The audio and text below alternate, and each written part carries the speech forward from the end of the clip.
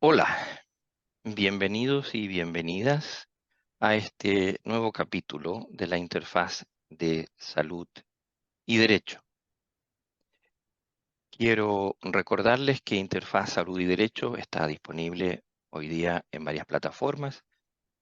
La pueden encontrar en YouTube, la pueden encontrar también en versión podcast, solo audio, en Spotify, en Apple Podcast y en Google Podcast, entre otros.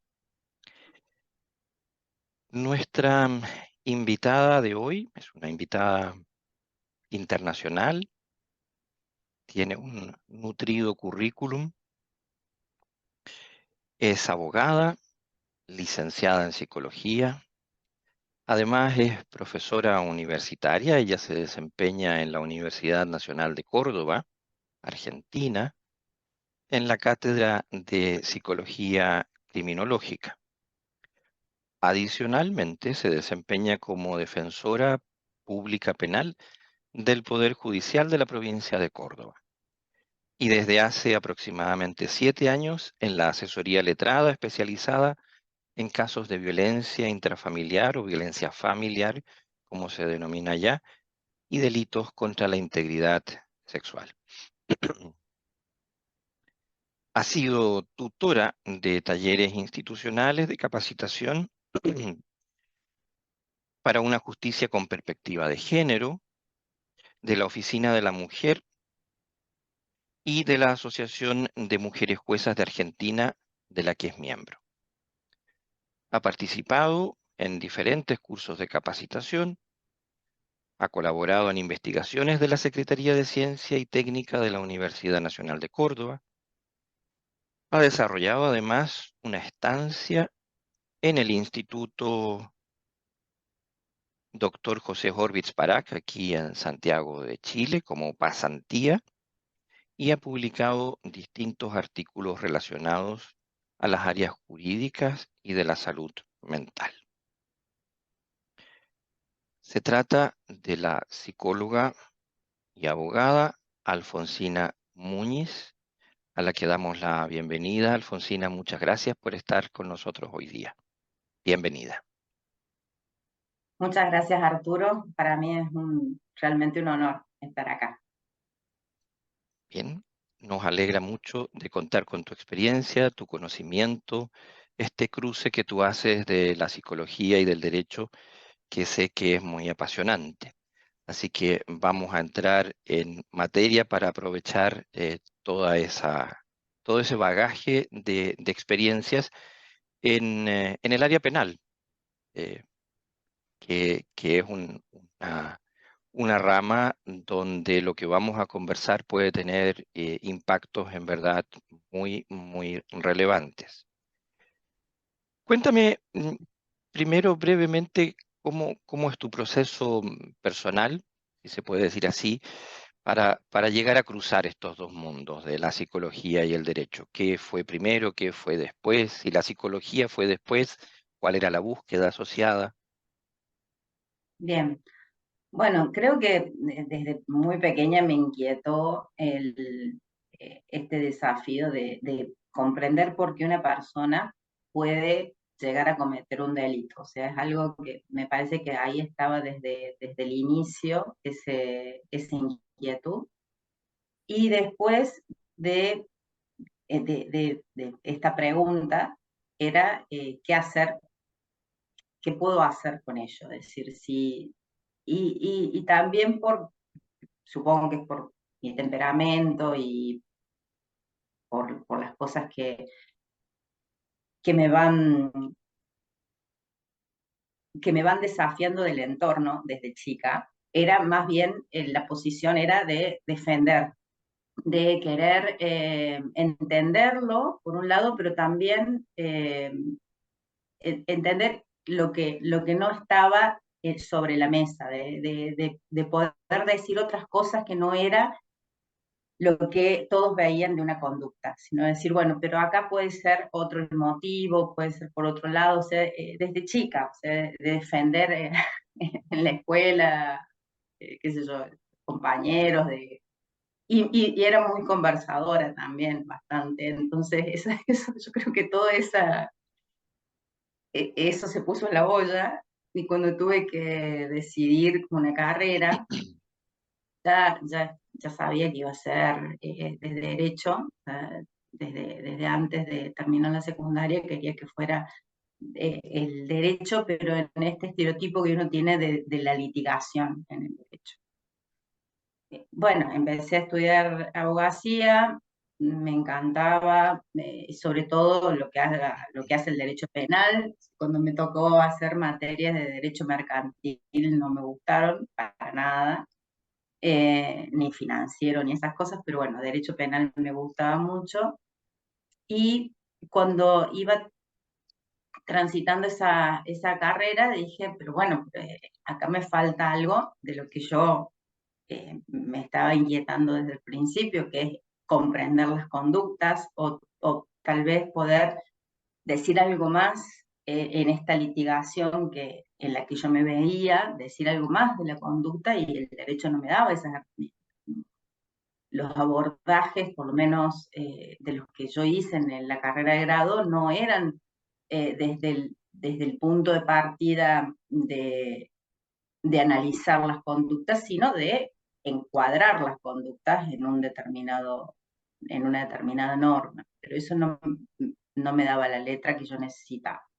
Y bueno, sabía que psicología, en la carrera de psicología, había una materia en cuarto año que se llamaba psicología criminológica. Y ahí empecé, antes de terminar la carrera de Derecho, a buscar, digamos, este tipo de información, a ver de qué iba. Pero era una materia en toda una carrera, o sea que pensé que podía hacer algún posgrado, que podía hacer alguna especialización. En ese momento, bueno, yo he trabajado, digamos, en distintas cosas a lo largo de mi vida, pero no tenía los medios como sostener, digamos, un posgrado o una estancia en otro lugar, porque las carreras de criminología o de psicología jurídica no se dictaban en Córdoba.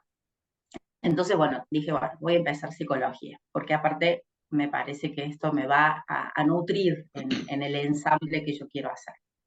Y empecé, el año que me recibí de psicóloga, empecé a estudiar psicología. Perdón, el año que me recibí de abogada, empecé a estudiar psicología, el mismo año.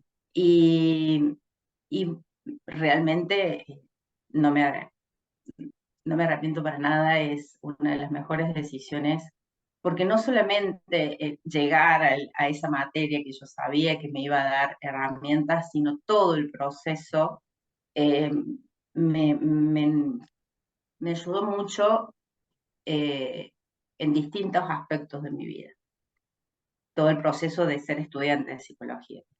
Y, y, y bueno, y después que me recibí de psicóloga, ya trabajaba en tribunales, porque entré por concurso en el 99, así que fue uno de los primeros concursos públicos que se hicieron para ingresantes en el ámbito del Poder Judicial de Córdoba. Así que ya trabajaba en tribunales, y en tribunales también estuve trabajando en distintos fueros hasta llegar al fuero penal, que es el que yo quería. Bueno, finalmente todo eso se fue dando, pero como siempre me parece que pasa en esos caminos que uno va trazando en la vida y en esos recorridos, va siempre recogiendo cosas que son útiles y que nutren después a, es como una escalerita, uno va sumando cosas que son realmente útiles. Así que bueno, llegué a encontrarme, digamos, con el derecho penal prácticamente cuando pude obtener un pase a ese fuero. Y de ahí más, bueno, empecé a rendir, a rendir dentro del Poder Judicial los distintos cargos que se ofrecen, digamos, en la carrera judicial. Y finalmente el que tengo ahora, que es el de Defensora Pública Penal, donde trabajo con violencia familiar y con delitos contra la integridad sexual desde el lado de la defensa, creo que, bueno, podríamos hacerlo, por supuesto, tengo colegas excelentes, pero el tener este otro bagaje es justamente lo que yo me planteaba, me parece, ahora viéndolo, ¿no? En perspectiva, lo que me planteaba desde chica. El poder Y encontrar esto, una explicación de las conductas, bueno, en este caso de una estrategia defensiva, armar una teoría de caso y tener en cuenta esos aspectos de la personalidad para poder introducirlos en el planteo que uno pueda hacer desde el derecho. ¿cómo, cómo se, cómo se vive en el día a día? ¿Cómo se da en la cotidianidad de tu trabajo el cruce de estos dos mundos, lo jurídico y la salud mental? Este canal ha sido pensado para difundir ese mundo de encuentro, la interfaz entre la salud y el derecho. Por lo tanto, eh, si nos puedes compartir de cuál es tu rol, cuál es tu función y cómo lo psicológico alimenta cotidianamente. No sé si tienes algún ejemplo, entiendo que son todos casos eh, privados, pero si de alguna manera puedes ilustrar. Estoy pensando que eventualmente también algún, algún colega que terminó leyes y que está pensando decidirse o no, viendo lo Mm. que tú compartes, se entusiasma y se pone a estudiar psicología, o al revés, alguien desde la psicología se entusiasma y se pone a estudiar derecho. Em, ¿Qué es lo que tú en la cotidianidad eh, adviertes es ese plus? Eh, Mira, me ha pasado las dos cosas, tanto de hablar con colegas o estudiantes de derecho que se inquietan con la psicología, como al revés, de estar en la cátedra, en esa que yo quería desde antes, y que me inquietaba porque soy profe de esa materia de cuarto año de psicología criminológica, y bueno, hablar de los temas de la materia y que las y los estudiantes se inquieten con el derecho, ¿no? O sea que en la interfaz es más bien, es como una permanente ensamble, se podría decir, porque es como que se van engarzando. Eh, yo no me podría ver de un lado o del otro. Muchas veces me han preguntado, pero vos sos más esto, sos más aquello. No, no, es como un engarce. O sea, soy madre de dos, o soy hija de dos, no sé cómo pensarlo, pero no me puedo definir desde un solo lugar. El contacto cotidiano con las dos disciplinas es permanente. Yo no sé, a ver, me parece que en cualquier conducta delictiva podés ver ese ensamble. Porque si te planteas por qué una persona o qué pasó o cuáles son las motivaciones para que una persona pueda realizar determinada conducta, ya estás pensando en aspectos de la personalidad, en aspectos psicológicos, en aspectos de la conducta pero, pero aún más me parece que con violencia familiar y con delitos contra el interés sexual. Esas conductas, bueno, no se pueden pensar si no es desde la interdisciplina y si no es desde la mirada también social, porque creo que en esa interfaz de la psicología o de la salud mental, y el derecho, también la mirada y el decir de las disciplinas como trabajo social tienen un montón de cosas para aportar, digamos, para poder comprender. Yo creo que, a ver, como abogada, lo que hago, o lo que hacemos con el equipo, porque eso también es importante señalarlo, es un trabajo de equipo, es plantear una teoría de caso. Si, bueno, llega un determinado caso y, bueno, a ver cuál es la estrategia que vamos a seguir en este caso, como si fuera un caso que va a terminar siempre en un juicio, digamos. A veces no pasa eso, pero te lo planteas desde el principio así, bueno, ¿cuál es la mejor estrategia? Y en esto, en esta búsqueda de la mejor respuesta o de la mejor estrategia, aparece siempre, aparece la disciplina, de las disciplinas de salud mental. Aparece la psicología, la psiquiatría, trabajo social, a veces hacemos alguna intervención más puntual neuropsicológica o pensamos en algo que tenga que ver más con lo antropológico, depende del caso, pero siempre en interdisciplina. No se puede ver, se podría pensar desde otro lugar, pero sería tan aséptico, sería tan como inadecuado como lo que me parece a mí, esto de cuando estudiaba Derecho, decir, pero esto no me está dando todas las herramientas que yo necesito para un caso. Bueno, esta búsqueda lleva a esto, ¿no? En la práctica pasa eso. ¿Y qué es lo que aporta la psicología en ese análisis de la conducta? ¿Cómo se ve, produce el, el nexo? Cuando estás con una teoría de caso, desde lo jurídico, ¿cuál Sí. es el aporte desde la otra vereda? Bueno, me habías preguntado si yo tenía ejemplos, ¿no? Y para responderte esta pregunta, eh, nos hemos planteado, por ejemplo, en casos de violencia familiar, donde aparecía como dato lo que tenemos ¿a qué nos llega? ¿Qué nos llega a nosotros? Bueno, un determinado sumario con poquitas hojas o con una denuncia, donde dice que una persona mató a otra. Y podríamos ver esto, bueno, a ver, desde el derecho encuadra en el artículo tanto, inciso tanto del Código Penal, sí, ahora, también desde el derecho es así, nos da las posibilidades de pensar esa conducta, de pensarla en plano de circunstancias extraordinarias de atenuación, emoción violenta, causas de inculpabilidad.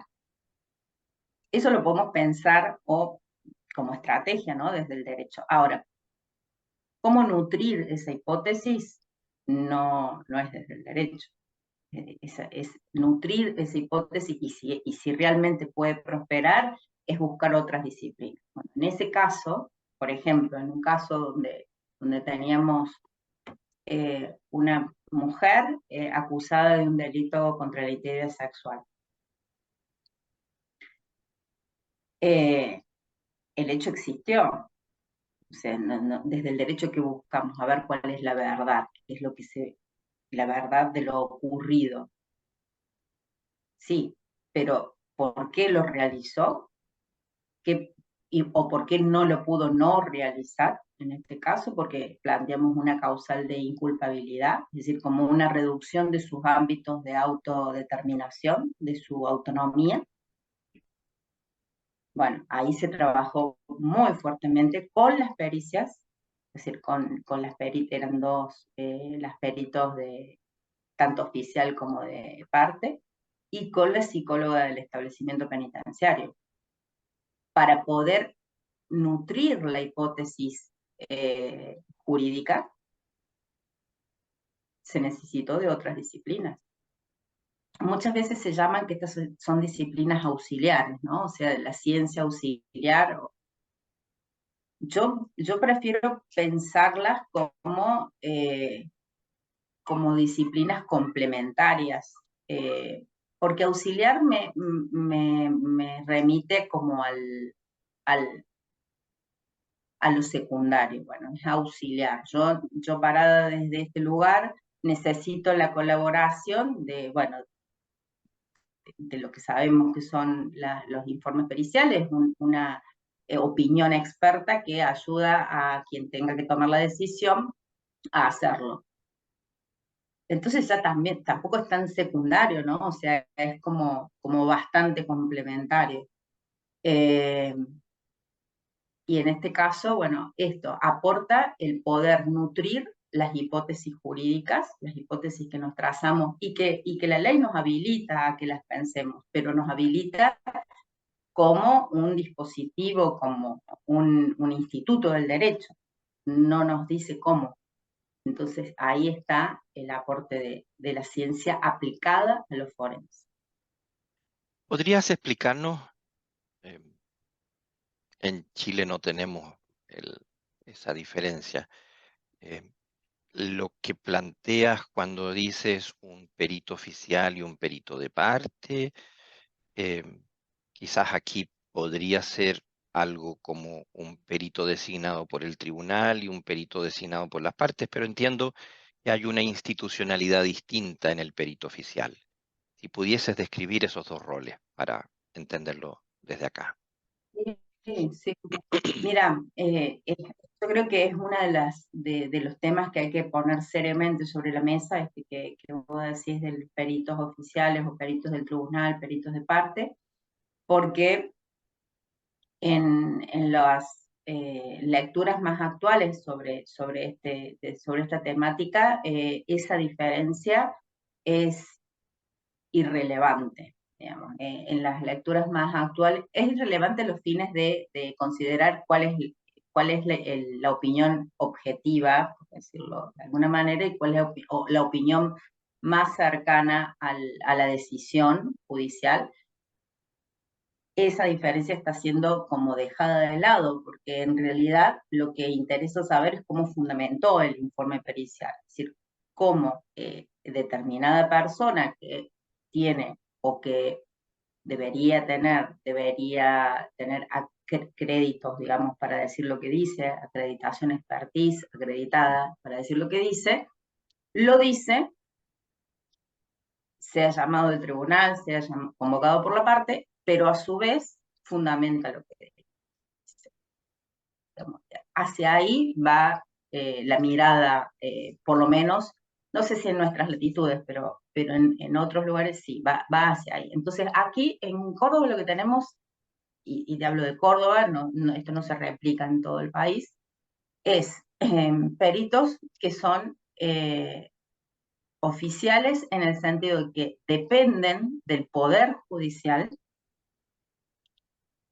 pero estos peritos oficiales que dependen del área jurisdiccional, a su vez, responden al requerimiento del Ministerio Público Fiscal, es decir, a una de las partes, que es la parte que acusa. Entonces, si bien son, pasándolo en limpio, pagados por el Estado y por las arcas del Poder Judicial, no trabajan a requerimiento del juez o de la jueza, sino al requerimiento del fiscal o de la fiscal, ¿sí? Y a su vez, en Córdoba, hace como unos 9 años ya, se conformó con parte de esos peritos oficiales, es decir, un grupo pequeño de esos peritos oficiales, como peritos de la defensa pública, ¿sí? Es decir, les paga la misma caja, pero de alguna manera se garantiza que la defensa pública tenga la herramienta técnica para poder abordar determinados casos, porque si no, bueno, sigue habiendo, supuesto, una disparidad en las armas, porque la cantidad de peritos oficiales que responden a los requerimientos del Ministerio Fiscal son muchos y los equipos son súper especializados en comparación a la defensa pública, pero por lo menos hay un equipo de la defensa pública. Entonces, si una persona tiene que serle garantizada su defensa con una asesora letrada penal pública, porque no tiene los medios para solventar en forma privada su defensa, entonces tan mal podría, digamos, hacerlo si no tiene a su vez también el perito o la perito pagado por el Estado, sino con qué herramientas va a ir la defensa.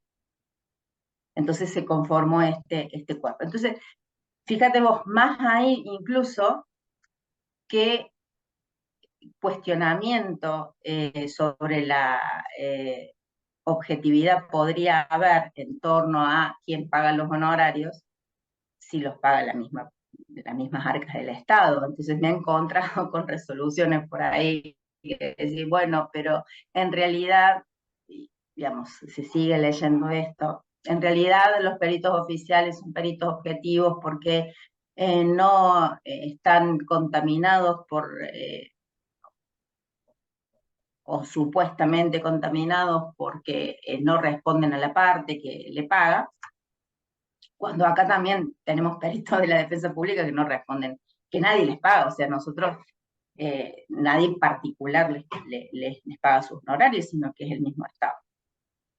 Ese sistema me parece que funciona, al menos eh, a nosotros no, eh, nos parece la defensa pública muy óptimo contar con un equipo que pueda hacernos este diálogo más nutritivo, ¿no? Es decir, ese equipo se conforma en Córdoba por psiquiatras, psicólogos y trabajadoras sociales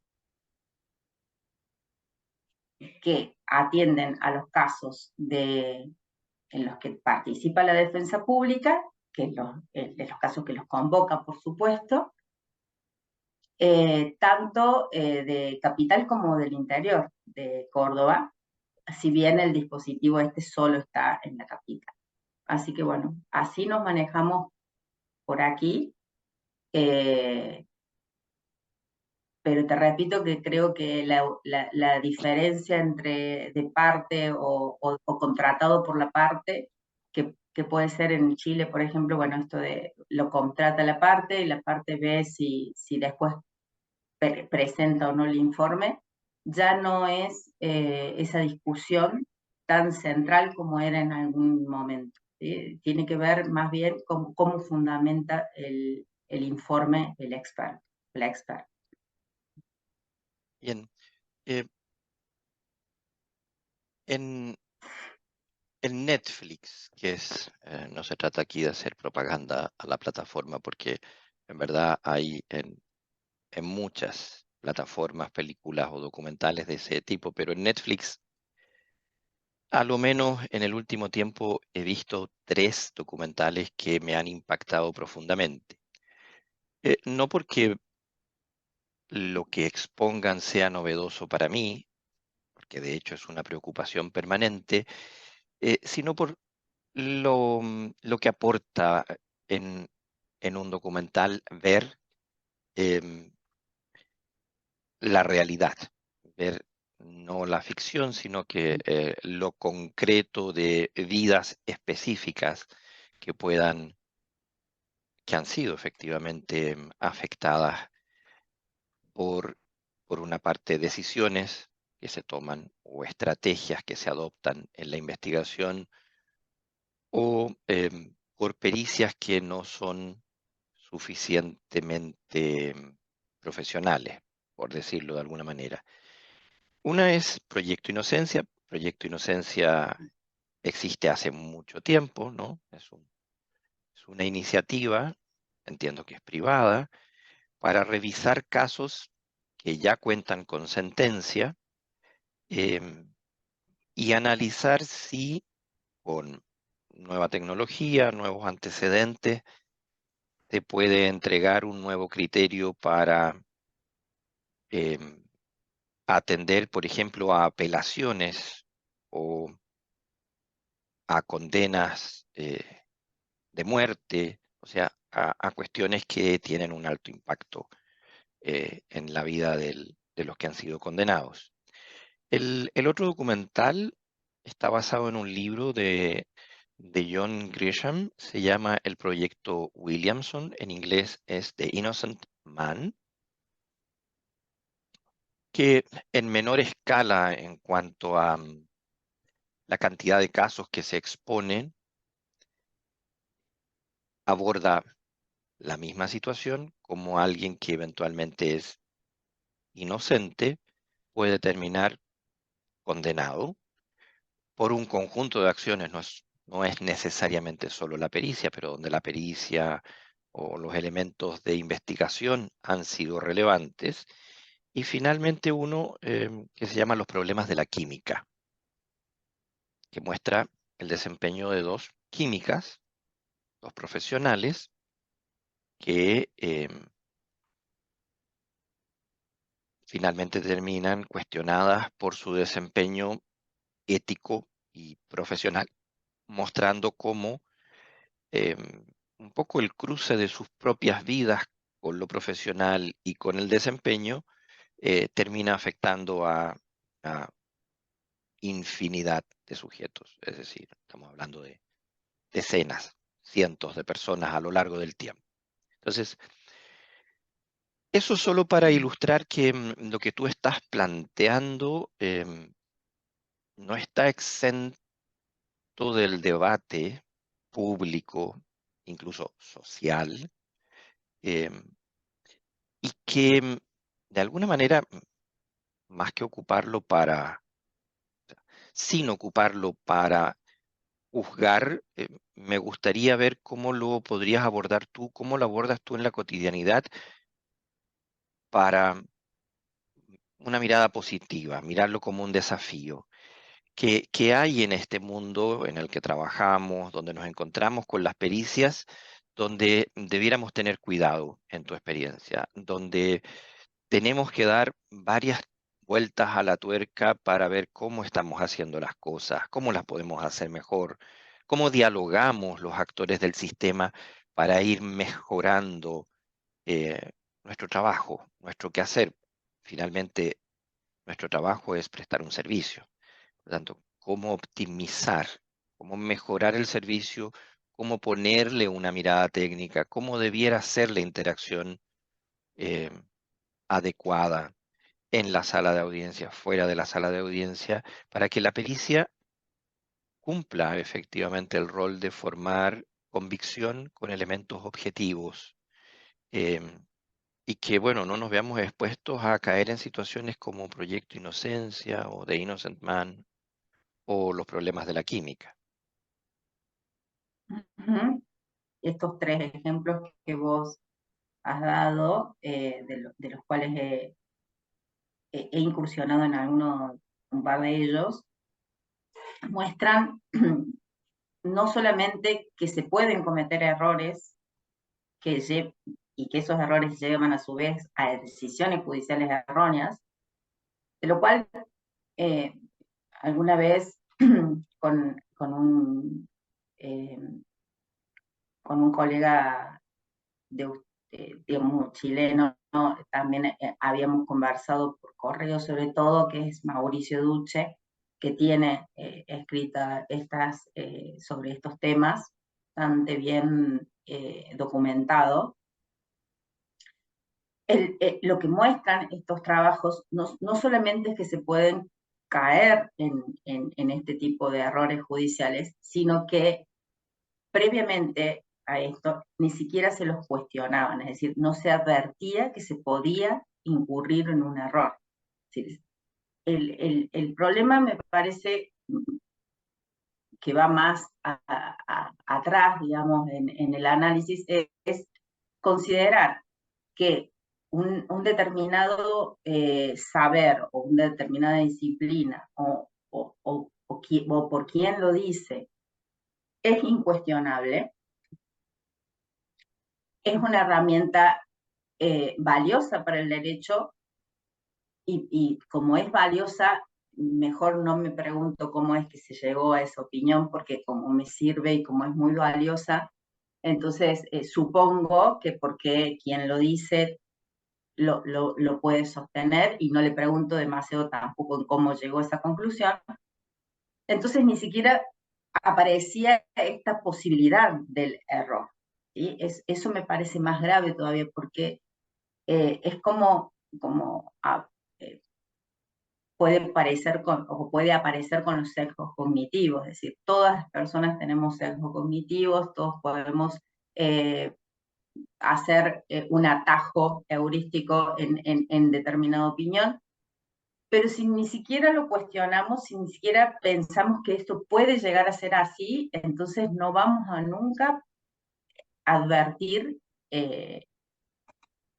o posicionarnos de otro lugar para advertir que esto podría ser así. No sé si confundo un poco con la explicación, pero no es solo descubrir que se pueden cometer errores, sino también ponerse en el lugar de que puedo llegar a introducir errores. Y eso es como difícil decir, pero no, pero yo lo estoy haciendo desde lo que estoy haciendo hace 30 años, desde lo que yo sé hacer, desde mi expertise. Bueno, puede ser que la metodología que utilices no sea la adecuada o no sea la válida, es decir, no utilices los instrumentos que miden lo que pretendas medir, o no sea fiable, es decir, no lo midan bien. Es decir, no hay ese romper esto,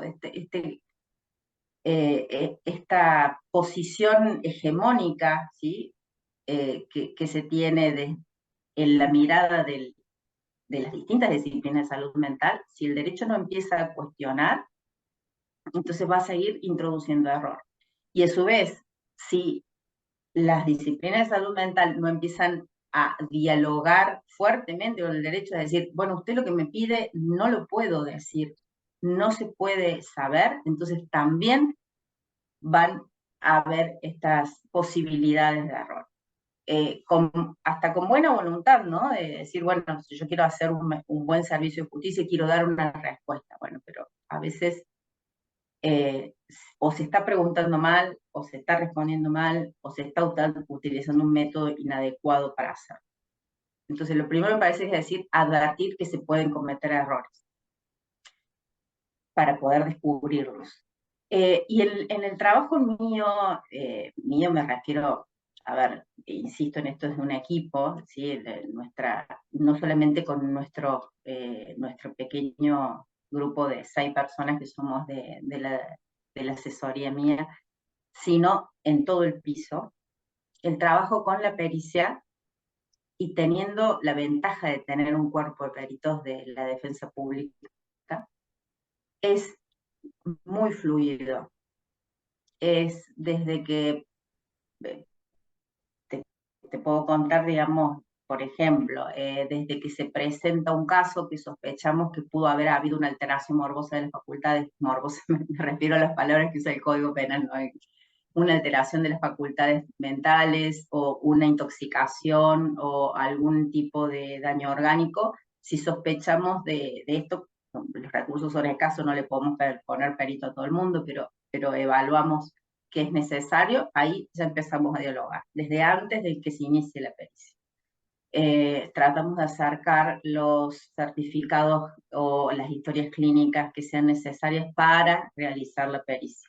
Tratamos de que la fiscalía que ordena la pericia no la comience antes de tener esa documentación, o si la inicia, que no la concluyan antes de tener esa documentación que nos parece relevante.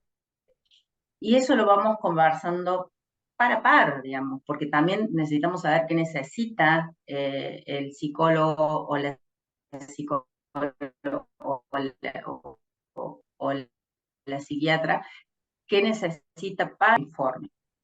Eso cuando estamos en las etapas iniciales. Si una pericia después se pide una ampliación o llega el caso después de que ya se realizó una pericia, como el que te contaba recién de la señora que estaba acusada por delito contra integridad sexual,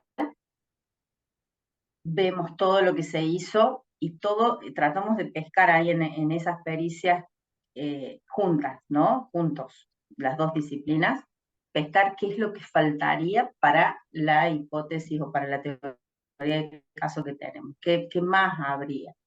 Y tomarnos tiempo de poder hablar, de poder conversar. Esto que dijiste del diálogo es importantísimo. Estamos metidos en un sistema donde aún queriendo hacer un buen servicio de justicia, vamos muy rápido. A veces vamos muy rápido. Sí, bueno, pero esto se tiene que resolver ya. Sí, bueno, pero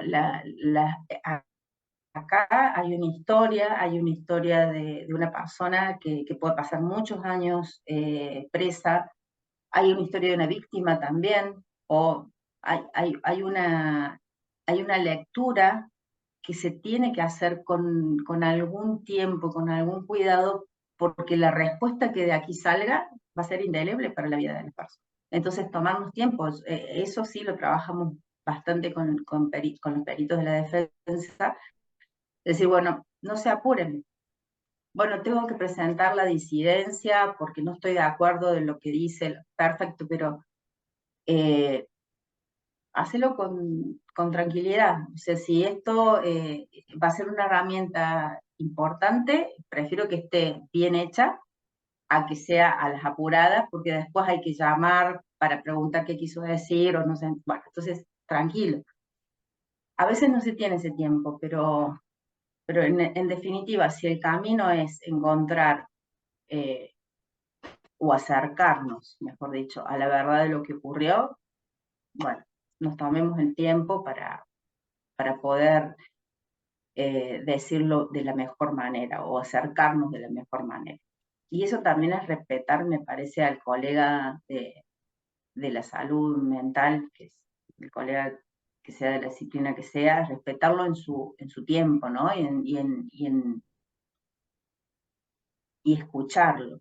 Es decir, nosotros hablamos bastante, o en esto decir, mira, a mí me pasó que tengo un caso y que me parece que esta señora la terminó matando a la madre porque realmente no podía verla más así como estaba, tan deteriorada bueno, bárbaro, vos pensás que esto puede llegar a ser así, bueno, esto se llama por piedad, y ponerle la palabra técnica jurídica a el discurso de la salud mental. Y a su vez, que ellos nos puedan nutrir a nosotros en la hipótesis que tratamos. Es decir, ir dialogando. Si hay palabras, no podemos pretender que me lo diga con el Instituto del Derecho que justo encaja. Bueno, yo tengo que encontrar esa beta,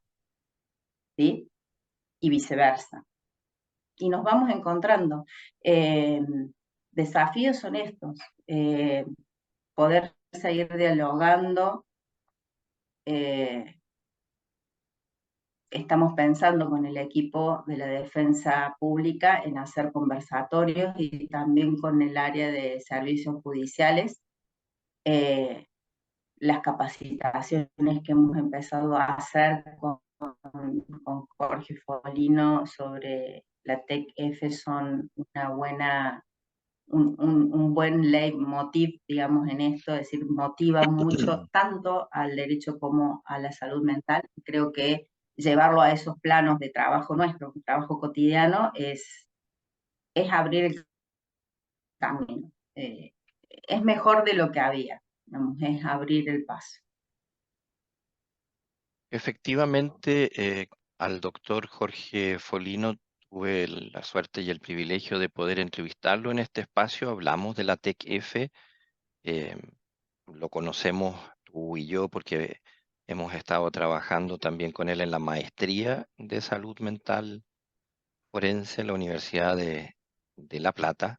Tú me llevas ventaja ahí, eh, estás mucho más adelantada que yo. Em, pero esa idea también me hace pensar en el desafío académico, pensando en que eres profesora. Em, Allá, en Córdoba, ¿cuál es tu experiencia con la formación en pre y posgrado? ¿Son temas que los futuros abogados o futuras abogadas, futuros psicólogos, futuras psicólogas enfrentan en pregrado, o lo vienen a descubrir cuando ya están trabajando y va alguien y eventualmente les formula un caso complejo? Luego voy a volver un poco con la TQF, pero a propósito de esa experiencia como titular de Como una docente. cátedra, como docente, cómo se vive dentro de No los soy titular, desafíos. no, Ah, ¿no? Ya. No, no, soy profesora, solamente no soy titular, pero creo que el desafío se me presenta como esto. Primero, si se anotician en el pregrado, tratamos desde hace unos años de introducir el tema forense, psicología aplicada a lo forense, dentro del programa de la materia, ¿sí? De hacer, a ver, una pequeña introducción, no es una formación acabada, ni mucho menos. Hay espacios para poder hacer esto como posgrado. Sí, hubo algunos, algunas propuestas. Hay una especialización en psicología jurídica que está, está muchas profesionales y muchos profesionales se encuentran con el desafío puesto sobre la mesa cuando les toca ya hacer el informe. Entonces, debería haber mayor difusión o mayores ofertas de formación. Eso en lo académico. Derecho, digamos, ya en el tribunal como en el plano académico, esto se presenta como un campo que parece árido, digamos, porque, bueno, a ver qué hay, está todo para hacer, pero es a su vez muy fértil, digamos, porque está todo para hacer. Y en torno a cómo se elaboran los informes o cómo deberían tener, qué calidad deberían tener los informes periciales, está todo por hacer y más, ¿sí? Hay mucho por hacer. Porque lo que advertimos es que se siguen utilizando muchas técnicas proyectivas y la posibilidad de medir, de alguna manera medir la calidad de lo que se dice, todavía no se, otra vez, no se cuestiona, ¿sí? El derecho no cuestiona un saber epistémico que está por fuera de lo que supone que tiene que saber. Es decir, y esto es como muy raro para abogadas y abogados que todos estamos acostumbrados a esto, a cuestionar, a confrontar, a poner sobre, o a llevar un poco la duda. Ahí es como muy raro porque no se lo cuestiona. Bueno, lo dice el perito, lo dice el perito, entonces tiene que ser así, porque yo desde este lugar no puedo decir nada. Cuando en realidad lo que estamos diciendo que para valorar la calidad de lo que se dice es valorar el razonamiento, cuál es el razonamiento que siguió a la conclusión. ¿Sí? Y eso lo podemos hacer con cualquier informe, incluso lo hacemos permanentemente con las sentencias. Es decir, imagínense que decir, bueno, yo no puedo saber si si lo dice el juez está bien. No, hay distintas etapas recursivas que se nos presentan justamente para ver cuál fue el razonamiento que siguió para para llegar a esa conclusión en una sentencia. Bueno, lo mismo pasa con los informes periciales. Entonces, como está todavía muy asentado, por lo menos por este lado, en técnicas proyectivas, las técnicas proyectivas son bastante más desconocidas por los jurídicos que otras técnicas, o puede haber una explicación de qué implica el abordaje de esa técnica, pero no se termina de entender muy bien.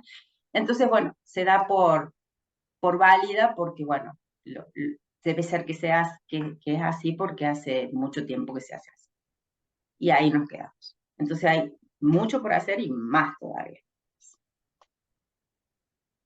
Mencionaste hace poco al profesor Duché, que efectivamente en esta materia es alguien que lleva ventaja en el análisis, en el estudio, en el análisis de datos objetivo, no solo en cuestión de opinión, que la tiene y muy fundada, sino que además en la investigación eh, empírica de lo que vamos haciendo en tribunales en el contexto judicial.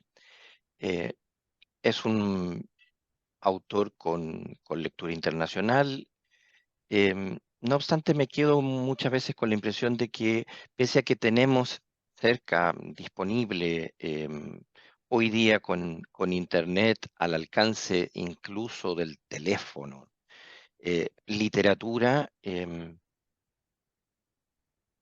no nos encontramos. Eh, Mm. no, no tenemos el espacio para encontrarnos en un artículo o para encontrarnos en el debate.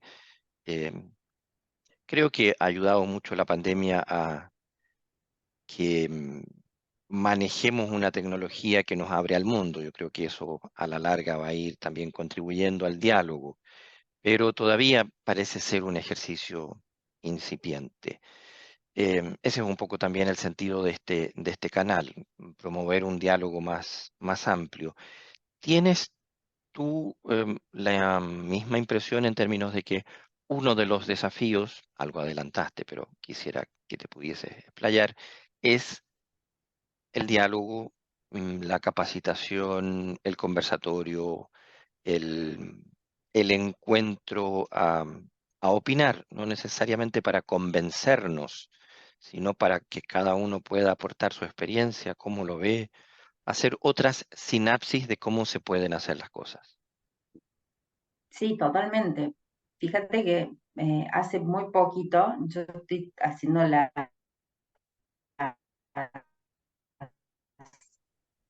el trabajo de campo,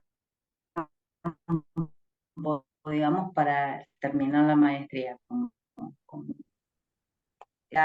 otras no, otra realidad, digamos, que me lleva a tener que dialogar de salud mental. Y en esto recojo esta opinión de la necesidad de que nos sentemos a conversar.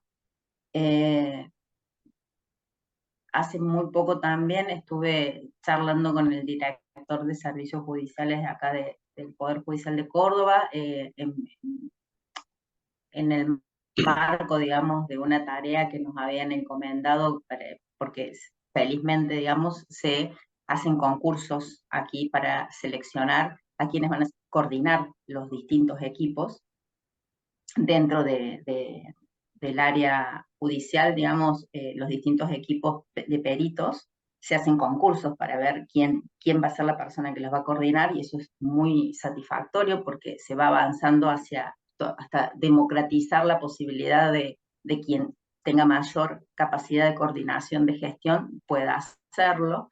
Y bueno, en ese marco estuvimos conversando y le decía esto al licenciado, es decir, no, que casualmente también es abogado y psicólogo, nos juntemos en conversatorios, ¿sí?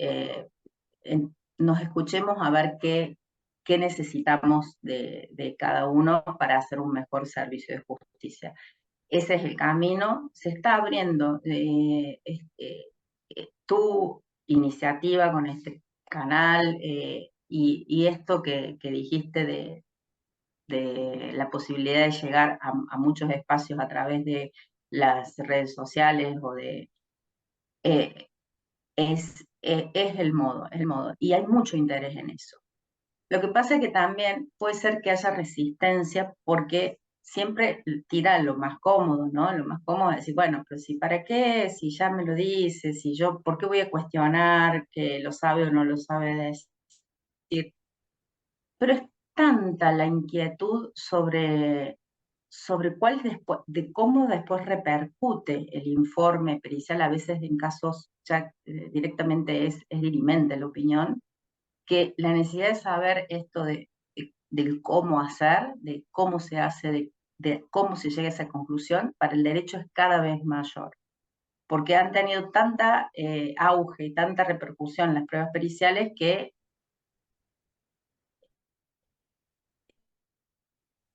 ya, ya no queda otra más que sentarnos a qué necesitas que te diga. Como te decía, un camino que se abre y que va a empezar a nutrirse. Lo veo así, creo que el desafío es esto, es no perder la posibilidad o las ganas, la motivación y encontrar los canales de diálogo. Cada uno en nuestros espacios, bueno, esto yo sé que lo pueden escuchar desde distintos lugares, cada uno en el lugar que estemos trabajando, ya sea desde el área jurídica o desde el área de salud mental, proponer en nuestros mismos ámbitos de trabajo, en nuestros pequeños espacios, proponer el diálogo, ir y charlar y preguntarle, y no hay que perder las ganas de hacerlo.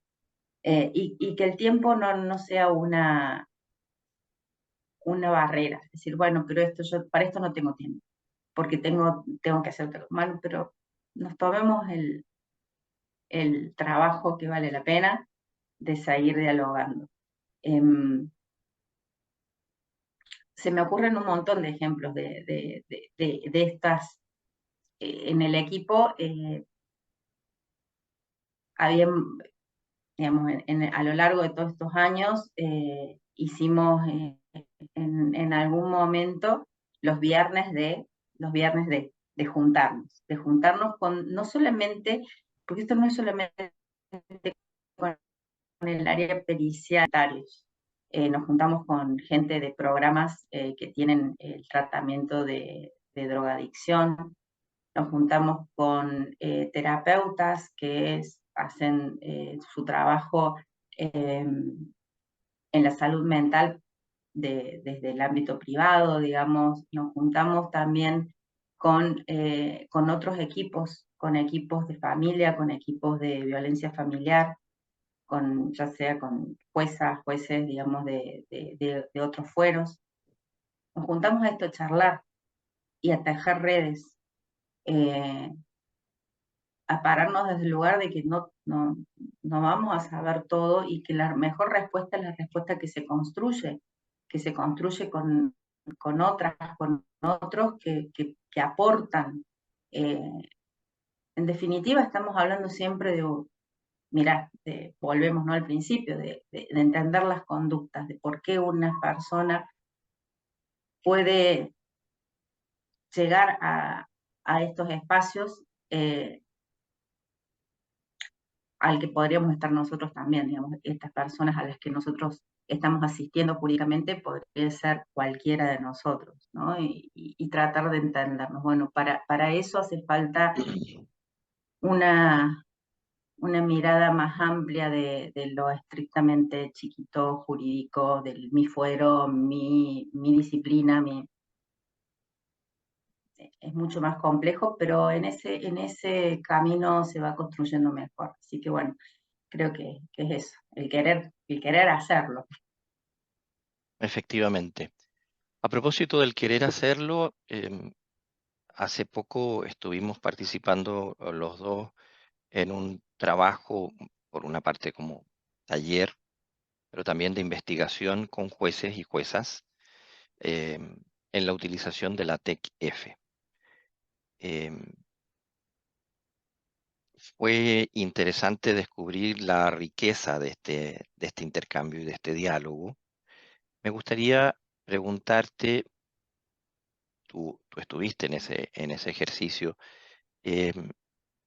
si la introducción de nuevas herramientas o de una herramienta como la TEC-F ya la has podido aplicar a tu cotidianeidad, ¿no? Si estas nuevas dimensiones eh, han podido tener en la vida cotidiana, en la vida práctica, un ejercicio que ilustre, que ilumine el análisis de las pericias, del trabajo desde las disciplinas que nos insuman.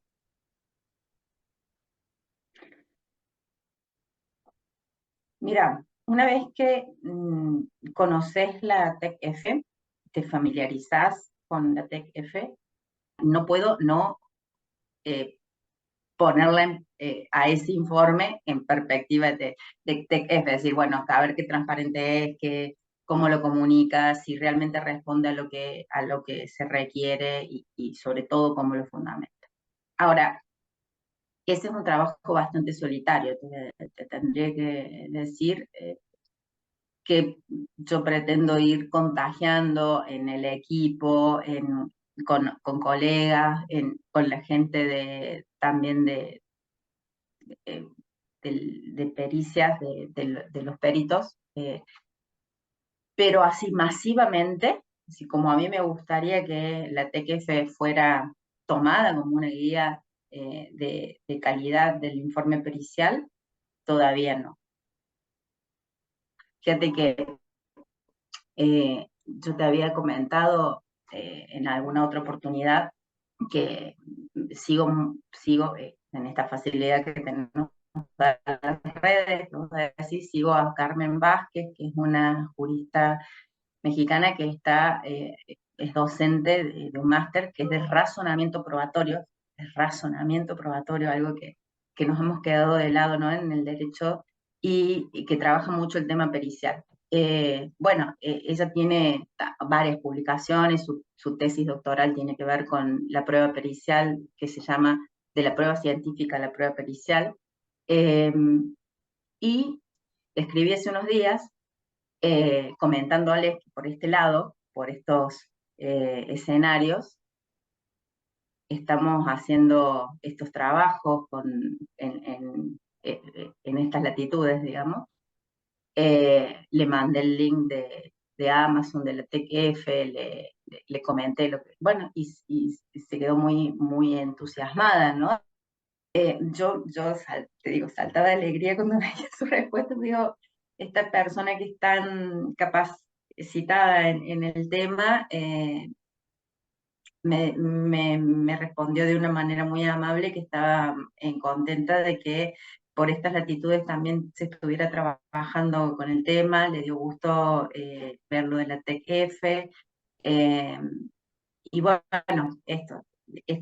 la conclusión es que seguimos trabajando sobre esa sintonía y, y conversando poniéndonos ya, por eso esto de decir ciencia auxiliar, ya no desde el lugar yo te pido porque estoy acá, sino conversemos, fijémonos qué necesitamos. Después, en definitiva, cada uno va a tener su rol.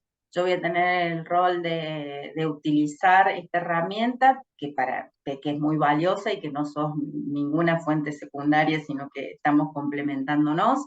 Vos, para poder hacerlo, tendremos que charlar para ver qué necesito y qué me puedes decir y qué no.